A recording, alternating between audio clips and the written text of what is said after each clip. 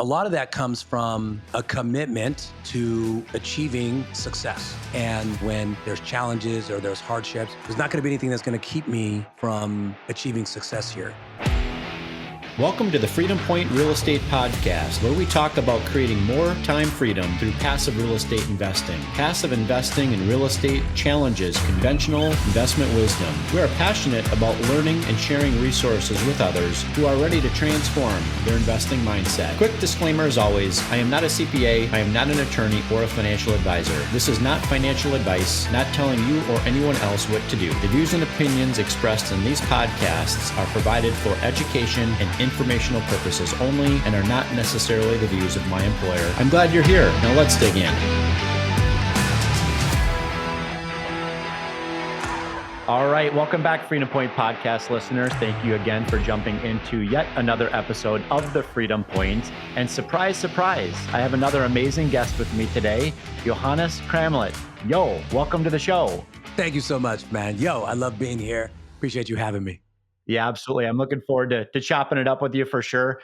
Quick little background on Yohannes. Yohannes is the CEO, founder of Cramlet Capital and GORAISE.AI. Yohannes brings over 25 years of real estate development, sales, marketing, and technology experience to his companies. And he's responsible for the acquisition and disposition of over 1.5 billion in commercial real estate. Yohannes, I was really looking forward to having you on this show today because you and I are very much brothers from another mother. We've got a very similar background in terms of, where we came from, where we want to go, and everything in between. So maybe you can give our listening audience a little bit more color, as to your background, your journey, what you're focused on today, et cetera. Yeah, I'd love to. And thanks for having me. I'm so excited to talk with you. As you said, when we first started talking, I'm like, God, it's like my twin, my white guy twin. And, we have the same methodologies and thought processes. And I just think it's awesome. So very excited to be here. So, I've been in commercial real estate for 25 years. I started with Marcus and Millichap, investment sales. I was an analyst for a year, hated it, did underwriting. Then I got in the sales side of it and had a lot of success. But I very quickly realized that the money was being made on the principal side of the business. So I moved over to that side, first in development, working with the city to build these properties. And we're doing a lot of new construction. Then into the acquisition side of the business, which was a little bit more fun, right? The sexy side. Did that for a few years, worked for some great companies, Brookfields, which is one of the biggest REITs in the United States. And then a couple other companies, moved to Chicago, was doing it there. Then the recession hit and it was really tough. And so I got into telecommunication infrastructure and my skills translated very well. It was, doing these leases to build out telecom infrastructure. Those cell towers you see are the ones that look like trees and rocks, right? That was me. I was negotiating with the city and doing these great leases and all that. So I did that for quite a few years and had a lot of success, eventually becoming a senior vice president of sales for T-Mobile and for some other companies. And then we started doing really cool venues like stadiums and arenas, and it was just a lot of fun. But, realized I need to get back into the real estate space and start investing myself. And like most people, I started a single family and, we're doing some stuff locally. And then very quickly found out the power of working with others who are more successful or more experienced and collectively pulling our capital together to start buying these larger, more profitable deals. Hence, we are here today.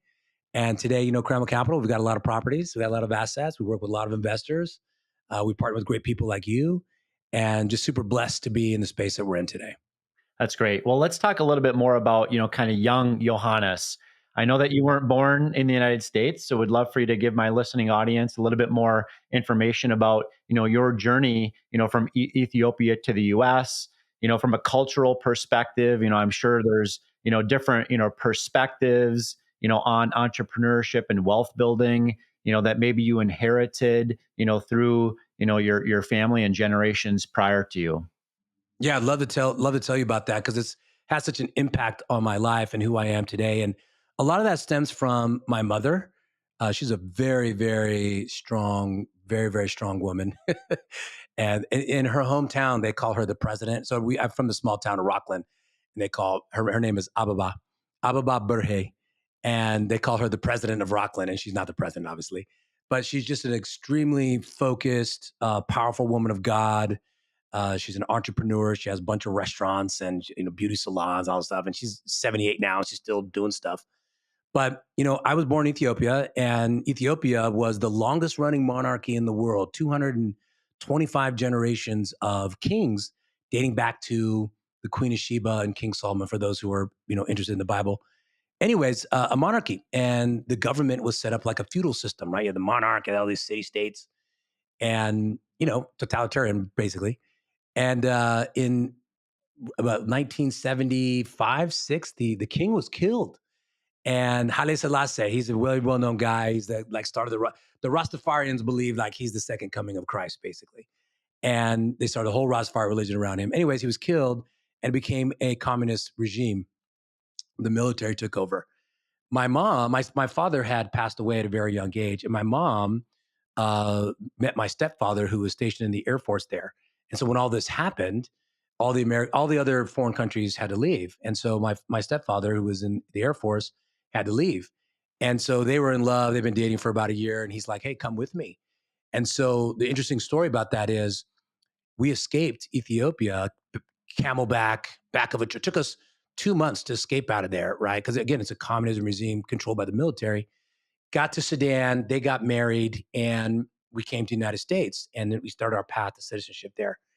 And so, why I say my mom is so impactful. My dad is too. My stepfather's my father, but he's impactful in my life too. But it's my mom's resilience, her focus, her commitment. We lost everything in Ethiopia.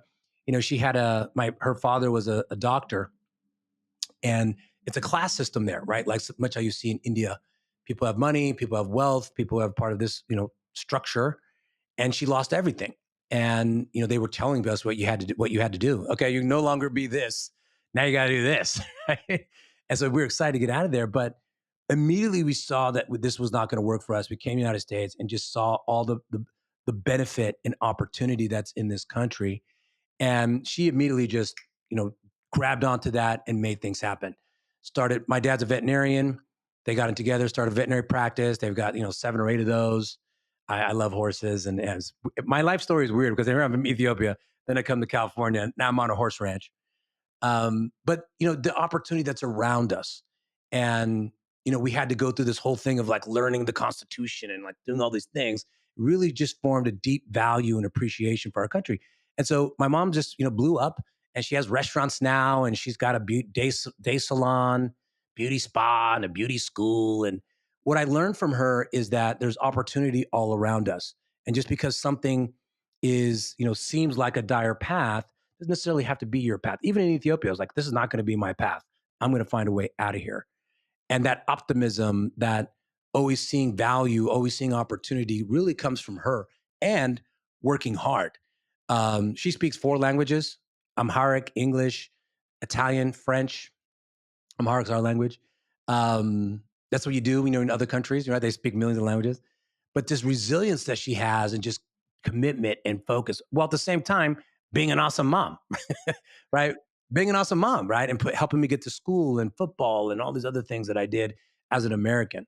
So people sometimes they don't realize that I'm from Ethiopia because I have no dialect and I speak our language very, very limitedly. And but I just always say like it's her that taught me how to be resilient. My dad is an amazing guy, Air Force, 10 years in the Air Force. He's a colonel. He's also, so I got a lot of discipline from him, right? He wasn't messing around. But it was really her focus and entrepreneurship and desire to keep moving forward and not be restrained that I picked up from her. And that's impacted my life and why I make decisions the way I do. Yeah, listen, your story is a lesson for all of us. I can highly resonate with the story, not me personally, but for those that know me close enough, know that I exited out of the technology sales space for 25, a 25-year run. And one of the things that I noticed is that a lot of the business owners that I was calling on, are immigrants or first generation immigrants to the United States. And one of the main reasons why I think they have been and are, so successful is for a lot of the same reasons that you mentioned, with your family and you specifically. being willing to take risks, being resilient, having commitment, embracing the grind mindset, having optimism. A lot of those same reasons are reasons why I saw in the small business franchise space, which I came out of, are some of the most highly successful franchise entrepreneurs are those that are direct immigrants from other countries, or at least maybe a first generation. That's right. That's right. I see the same thing, and in every aspect of life, in every business that I'm engaged with, whether it's for our investing business or something else, I'd say about 65% are immigrants, and they just see the value in everything that you just talked about, and the value of opportunity and recognizing opportunity, taking risks, but recognizing opportunity. That's something that I think is comes from when you don't have opportunity. Where you come from, right? And then you come to a place where there's like all kinds of opportunity. You're like, oh my gosh, I'm a plethora, right? And that mindset piece of there's always opportunity around you. That's a huge part of just coming from somewhere else where you don't have that to being in a place where you do. Yeah, makes total sense. Well, I'd love to focus a little bit more on, kind of your background with Brookfield Properties. I know that they're the largest, I believe, publicly traded REIT in the United States. What were some of the most valuable lessons, that you learned, from that experience, and how did they influence, you then finding or founding, Cramlet Capital and GoRaise AI? Yeah, I'd say, from Brookfields, the biggest takeaway there was so many, it was the biggest learning opportunity that I had really in terms of just being exposed to a very successful, disciplined organization. The biggest takeaway that I would say that I took from that experience was the value of having a very, very strong team, the value of a very disciplined investment approach, and when I say that, I mean there was no rock or stone that was unturned. Their strategy was very singular, right? They knew the value of saying this is what we're going to do, and we're going to do that very very well. We're going to be the experts at this. Our investors are going to be people who value this. That was just massive for me, and I've worked for other companies that decided that they wanted to be the jack of all trades, and they were never very successful at that when they got that singular focus, multifamily, or whatever it would be. They have different business units now because they're massive, but they chose multifamily and they were very disciplined at it. So that was the big thing. The disciplined investment approach, right? Non-compromising on it has to meet these metrics. It has to do this in order for us to move forward because they dealt with investors, institutional investors, right? And they understood the value of those investors and the partnership, massive. And then the third thing is the teamwork. So, understanding that similar to what we just talked about in terms of focusing on one particular asset class or group and having a group of people who are very focused on that is each person that's in that group, right? I was in the multifamily group. Each person that was in that had a very specific discipline. So we had, capital raisers, we had investor relations, we had development people, we had, everyone had their niche. We came together with the same, a singular purpose to move opportunities forward. So that translates into everything, how you do business, how you deal with your partners and investors, right? Everyone has their role with a singular focus and you move forward. And the last thing I'll say, because that's such an open-ended question, is they really value their investors. They really, truly value them. Even these guys that were writing billion-dollar, I mean, not billion, but huge checks. They never took that for granted ever, not once. It was like, oh my gosh, these are people. We can't do this without you. Your experience is the most important thing to us, right? And this communication, the reporting, everything was just so on point with them in mind always. Investment, them in mind. Reporting, them. Everything they did was about the investor. They never forgot that they're the cornerstone of their success. So I know that's a lot, but I'm just thinking about it now. That one is the huge one: is investor, investor, investor, investor, investor. Our partner, partner, partner, partner, partner. Driving that home to us always. Every deal that we looked at was like, what would our investors say? How would our investors think about that? Right? That's how they thought about things in all of our meetings. Yeah, no, and that makes total sense to me. That's obviously of the list that you laid out there. That is, priority, number one, and that is, treating investors with a tremendous, degree of value and not treating them, like they're merely transactions. But yeah, but you're highlighted a couple of other, great points there as well. And that is obviously the team that you're surrounded with. As the cliche saying goes, that, teamwork makes the dream work kind of a thing. But, there's a lot of power, in being assembled and having the right team, having the right people within the right positions, right? And constantly, leveling up, those that you're surrounding yourself with. And, obviously having a disciplined, investment approach, is incredibly important, right? There's alternative investment, sponsors and teams out there today that are not laser focused. Okay. They're constantly chasing whatever that next, investment, shiny object is. But I think for me personally, as an investor, I would encourage others to, seek after prudence, right? What is a prudent, type of investment? Maybe there's less degree of execution risk, if you're investing, into something that's laser focused and dialed in on one particular asset class or one particular business plan, if that makes sense. Yeah, 150%. I mean, the execution is the biggest risk, right? You got loan risk, you got these other risks, but execution is the biggest risk. And that track record of being able to execute is your calling card ultimately at the end of the day, right? Can you do this? And so if you're jumping, and don't get me wrong, if you understand investing and you understand the discipline of investing, you can go and do other assets. And Brookfield did that, right? But they got really good at what they were doing and they never abandoned that, right? Before going and looking at, oh, now let's look at office or warehouse or something like that. And those investors that were investing in their multifamily didn't want office, right? And was a different set of folks. So when you're laser focused, you can solve a lot of specific problems. You can execute very effectively because that's where all the risk is. Everything looks great on paper, but can you execute it right? And then the exit. So that execution piece is so critical. And the more experience you have on that, the more confident your team's going to be. Okay, so can I tell you one story? Please do. Okay, so I worked for this guy, Jonathan Holtzman. He wasn't with Brookfield, he's another guy, Village Green. And this guy, he was the hardest boss I ever had. Oh my gosh, he was just ruthless. I what I did what I learned about him from a leadership perspective is I didn't want to be him as a leader. But what I learned about from him about the focus and the team and having laser focus on what you want to do and on one particular asset, you just get better and better and better and better and better at it. He would have one architect team that he worked with all the time, and he'd go in there. Every single deal was a city apartments, let's say, and he'd go in there and he'd just start, one architect, one construction group, and they just kept getting better and better and better and better, lower their cost, increase their yield, just get better and better and better. Things that I wouldn't even think about, like, oh, this layout of this bedroom isn't going to work because there's not enough closet space, and we need this. And that. Oh my gosh, I didn't even think about that. It's because he just focused on that.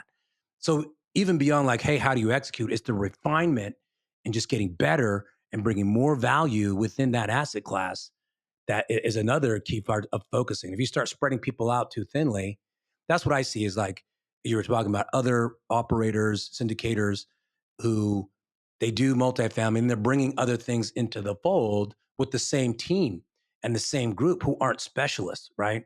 What I saw at Brookfields or other companies, they get that down and that team would be that team. That's all they would do.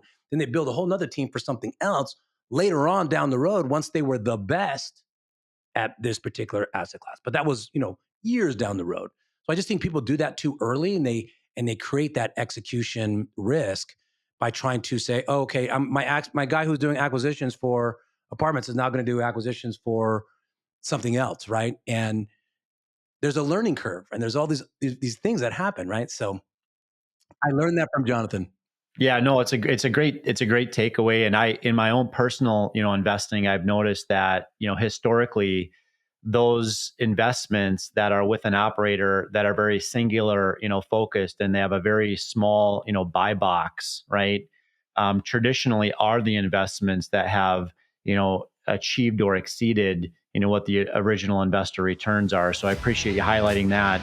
I'm Zach Haptonstall, CEO and co-founder of REIT.AI Equity. Our goal is to help you protect and grow your wealth by investing in large multifamily apartment buildings. We do all the work as far as sourcing these large apartment buildings from the brokers, doing all of the on-site management with our vertically integrated property management company, doing all the renovations with our vertically integrated construction company. We completely rebrand the exteriors. We will renovate the interiors to our full platinum level scope, which increases the value of the asset to get that profit margin for the investor. If you'd like to learn about how you can partner with us on these exciting opportunities, and go to our website and set up a call with our team. I know that you've got, a whopping 17.5 million in distributions, to your investor partners. That's a big number.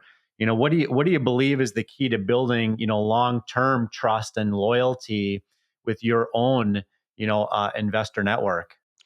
Well, the very first one is I'm very, very committed and focused on the investor. And I learned that from Brookfield. I learned that from other people. And I'll tell you, I really learned that from when I was young. This is going to sound so funny, but Lisa and I, my wife and I, it was my partner, we were talking about this last night.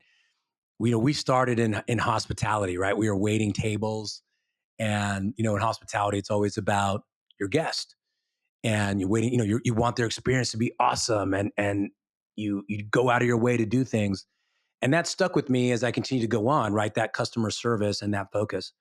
But a lot of that comes from a commitment to achieving success. And what I mean by that is when there's challenges or there's hardships, I'm going to find a way to make that work, right? There's not going to be anything that's going to keep me from achieving success here. Even though I make a mistake, mistakes happen, but there's no way on this planet, right? I'm ever going to lose somebody's money. Never going to happen, right? My money will be lost before their money is. That's in my mind because the relationship is the most important thing.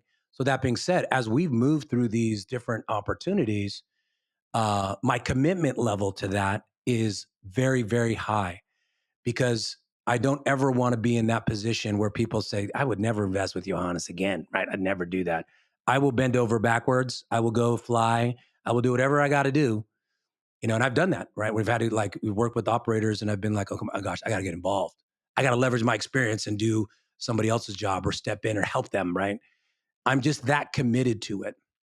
That's number one. Number two is that due diligence, right? That understanding of the deal and really understanding every aspect of it. Another thing I learned from Brookfields is they know every aspect of a deal. And when you're in development side, you got to even know more. Like, where's the water coming from, and how's it getting in, and what's the pipe like, right? You got to dig deep in. And when the CEO asks you, "Hey, Johannes, what's going on with this?" Or he'd ask me some engineering question. I'm like, "Oh, I didn't know that question." But I learned that you need to be prepared, very prepared before you go into these things, right? Especially what we're in, multifamily is a great asset, especially if you're repositioning. There's a lot less risk. I was in new construction, but you never can step away from not understanding every aspect of your deal before you get into it. That due diligence is so important. And so that's those two things: due diligence and then the commitment to succeeding, the commitment to not losing money, the commitment to always protecting wealth first, right? First. Then we make money, right? But don't lose money. That's commitment is huge. Yeah, yeah, that wealth preservation is incredibly powerful and important, and I really appreciate your, highlighting, the importance of doing your own proper, due diligence. I really got into this space by simply letting other people know, why I was choosing to deploy capital into different investment opportunities, and they were really leveraging my doing the actual due diligence because, quite frankly, either they don't have time to do it on their own or they lack the knowledge and understanding, how to perform, due diligence well. But I also appreciate, the emphasis that you put on, increasing your brand equity, right? We increase our brand equity as individuals, one drop at a time, lose it in bucketfuls kind of a thing. And I also appreciate that you highlight, that alignment of interest, that you have, with your potential investors to say, hey, I'm in this deal just the same as you are, and have, that skin in the game, and just how, you've put the investor first. They're the number one priority here. It's not the sponsor, it's not the pitch deck, it's not the, the asset class. At the end of the day, it's the investor, right? And as long as the sponsor is taking care of the tenants, right, the investors will ultimately get taken care of as well. That's right. That's exactly right, Jeremy. And that's why when we met, before we'd ever had a conversation, I'd seen how you handle yourself on social media and the way that you communicate and the stories that you tell and just what you've done in your life. I was like, oh, Jeremy and I like this guy. And, uh, I come from a place where there's a lot of expectation on, me, expectation with my family, right? And with my wife, with my employees. And I think people who come from spaces where they have to they have to execute, right? I tend to, connect with very well. And I can see that that's who you are. And so that level of expectation and that I put on myself is the same that I would expect with any person that I'm working with, a sponsor or something like that. So I knew that you and I would work well together. I was like, oh, he carries himself like this. And that's a I don't want to say rare, but it's something that when I do diligence on people, right, I'm looking at them and how they carry themselves and how they do their business, how easy it is to operate, how they communicate, all these things tell me, hey, is this somebody I want to work with? And I do, and I have that exact same mindset when I'm working with my investors. I want them to know that we're doing the diligence, that we're doing this. I give them information when they ask for it. I'm always available for them to connect with me because without them, none of this happens, right? None of this happens. But the capital is the pivot point for all these deals happening. Like you can go out and get the best deal in the world, right? But if there's no money, no deal. Yeah, that's great. And I do sincerely appreciate the personal plug there. It sounds like we equally have a man crush on each other. So We do, that's yes. good to sort that out. Um, but I'd like to maybe give Go Raise AI a bit of a plug here. And I know you've personally raised $300 million. You've helped other raise $100 million in just the last 48 months. What strategies or mindsets do you believe are critical for raising capital? Yeah. So I started raising capital a long time ago. I worked my very first capital raising. I was an investor relations guy, right? So I supported the capital raisers and was doing that. And then I started raising capital for this company called Village Green, and we were working with institutional investors, pension funds, insurance companies. And so what I learned through that is that it's all about and trust, relationships and trust. And in order to develop trust, you have to do a few things. Number one is commit to something and then do it. And if you can't do it, communicate effectively and say, hey, I can't do this. Here's the problem that's happening. Um, the relationship that people develop with people is ultimately what moves the world forward, right? Every single building that's here is because people had a relationship. They trusted each other. I was talking about, Jonathan always putting together deals and stuff and working with the same contractor and these things. It was because he had built a relationship with them and it was a solid relationship built on trust. You say you're going to do this, do it. If you can't do it, communicate why you can't do it. There's black, there's white, and there's gray, and we're going to negotiate whatever is in that gray area. And so anytime you're trying to do sales or raising capital or doing, buying deals, it's always about the relationship and people being able to trust you. So what GORAISE.AI is about is helping other aspiring and up and coming capital raisers or real estate professionals who understand, like we do, that capital and our investors are the lifeblood of our organization, how to build those meaningful relationships so that they can, grow their business. And a big cornerstone of that, right, is one, what the mindset piece is, the investors are the most important thing, right? They're it. And you need to understand what their fears are. You need to understand what their motivations are. You need to understand their comfortableness with being able to do this. And if not, you got to spend the time and educate them, right? You have to build a relationship built on trust. That's it. Nothing else. I mean, at the end of the day, there's a lot more, but that's the ultimate thing. And we teach people the same thing that we're talking about here. Identify one particular target investor that you resonate with, tell your story, and help them understand how it impacted you, as you just did, right? Hey, I was doing this, and I realized this, and this is what happened. So that's one. Um, And then we help them with just kind of providing the blueprint of how you build trust, right? You got to have some infrastructure in place. You got to have some email campaigns. You got to use blogs to be able to write out, your playbook and tell people about, hey, why multifamily over single family, or what are these terms, and be able to give that to them. You have to be able to effectively market yourself and how to say things and what to say. And then how to use automation and artificial intelligence to help you do that effectively without spending so much time. So GoRaise AI is really about, hey, how do you build trust, long-term, meaningful relationships so that you continue to raise capital in a meaningful way, not just people's money, but with relationships, so you can scale your business while at the same time giving you the tools, the technology, and the infrastructure to scale that business. So it's a A to Z process, and we give you the tools, and we help people get there. But the cornerstone of that is build trust, relationships, and build trust. Yeah, absolutely. 100% trust-based relationships are what it's all about. The challenge is sometimes people aren't willing to put in, the necessary work that it requires to build, those relationships. And I can definitely see how the resources that Go Raise AI, can help them do that on a scalable, level. I'm going to get a little bit personal with you now, Johannes. If you could go back and give your younger self one piece of advice, when you started at Marcus and Millichap, what would that be? Yeah, when I started Marcus and Millichap, to be honest with you, I've always loved real estate because I came to the United States, and Ethiopia, Addis Ababa, where we grew up, is the capital city, and it's pretty modern. Nothing like here, right? And no infrastructure, nothing the same. So I go to San Francisco. We grew up in Sacramento, and I go to San Francisco, and I'm like, what the? Oh, wow, it's amazing. The bridges and these things. I was fascinated. How did this happen? Like, who's doing this stuff, right? And that's when I started to kind of learn about, how things worked. But when I first got into real estate, I was very much driven by prestige and money. I was shallow, is what I'm trying to say. And it was like, oh, I'm selling real estate. I got this. I'm a selling real estate guy. Hey, come and buy this real estate. That was my motivation, right? I wanted the prestige of it, and I was driven by monetary things. And I think you get a little bit selfish there, and it's transactional and all these different things, right? But I learned so much. I learned about investments. I learned all that. But that was Johannes at that age, was about money and about prestige.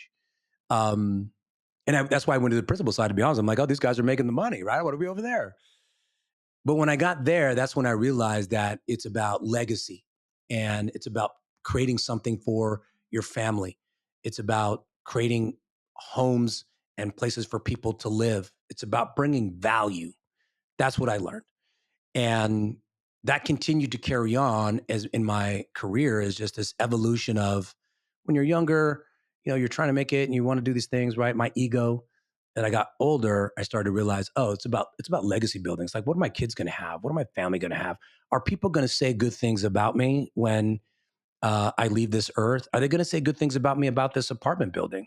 We built this apartment building one time, and I remember these people said horrible things about me. I was devastated by it. It was at a city planning meeting. I was devastated by it, and it kind of hit me home. Like, I don't ever want that to happen again. So that's the big change: is the focus, what drives me, and that really now is about legacy. Yeah, no, I really appreciate that perspective. It kind of makes me think about, myself as a 20-year-old. I wanted to light the world on fire. The truth is that I was actually lighting everybody else on fire around me.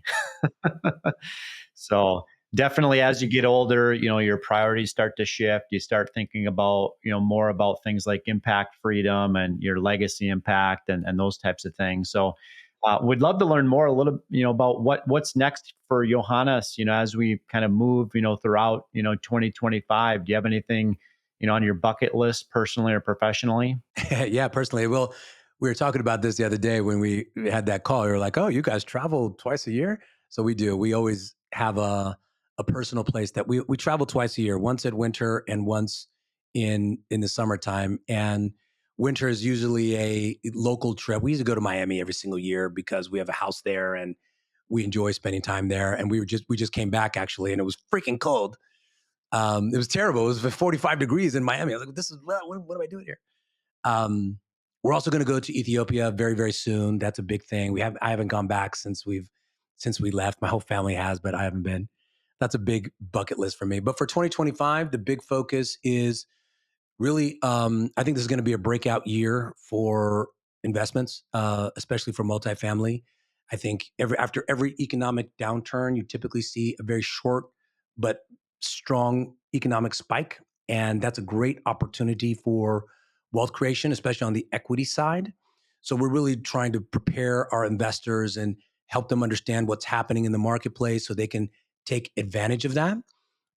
So that's with our investors. And then from a acquisitions perspective, right, we're really looking to partner with the best operators who can bring the most amount of value and can help us to get there. So in our organization, Lisa's job is to assess, she's investor relations. And what she does is she really assesses partners.